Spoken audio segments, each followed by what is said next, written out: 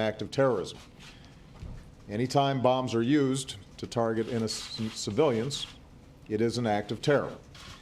What we don't yet know, however, is who carried out this attack or why, whether it was planned and executed by a terrorist organization, foreign or domestic, or was the act of a malevolent individual.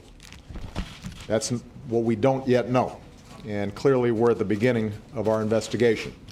It will take time to follow every lead and determine what happened, but we will find out. We will find whoever harmed our citizens, and we will bring them to justice. We also know this: the American people refuse to be terrorized, because what the world saw yesterday in the aftermath of the explosions were stories of heroism and kindness and generosity and love. Exhausted runners who kept running to the nearest hospital to give blood, and those who stayed to tend to the wounded, some tearing off their own clothes to make tourniquets. The first responders who ran into the chaos to save lives. The men and women who are still treating the wounded at some of the best hospitals in the world. And the medical students who hurried to help, saying, "When we heard, we all came in." The priests who opened their churches and ministered to the hurt and the fearful, and the good people of Boston who opened their homes to the victims of this attack and those shaken by it. So if you want to know who we are, what America is, how we respond to evil, that's it. Selflessly, compassionately, unafraid. In the coming days, we will pursue every effort to get to the bottom of what happened, and we will continue to remain vigilant. I've directed my administration to take appropriate security measures to protect the American people, and this is a good time for all of us to remember that we all have a part to play in alerting authorities. If you see something suspicious, speak up. I have extraordinary confidence in the men and women of the FBI, the Boston Police Department, and the other agencies that responded so heroically and effectively in the aftermath of yesterday's events.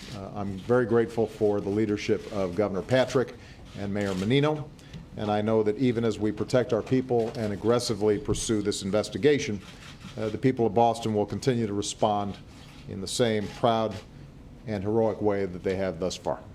And their fellow Americans will be right there with them. Thank you very much, and you can expect further briefings from our law enforcement officials as the day goes on. When we have more details, they will be disclosed. What I've indicated to you is what we know now. We know it was bombs that were set off. We know that obviously they did some severe damage. We do not know who did them. We do not know whether this is an act of an organization or an individual or individuals. We don't have a sense of motive yet.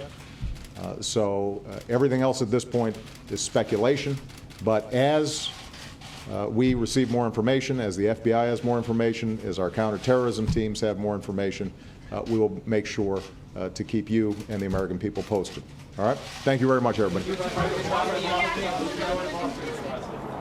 The president taking no questions after that statement, his second statement since the twin bombings during the Boston Marathon yesterday. He added really no new information in terms of the investigation and who may have committed this crime. He did, however, offer new language, noting this is an act of terrorism. He notably did not use the term terror or terrorism in his first statement yesterday.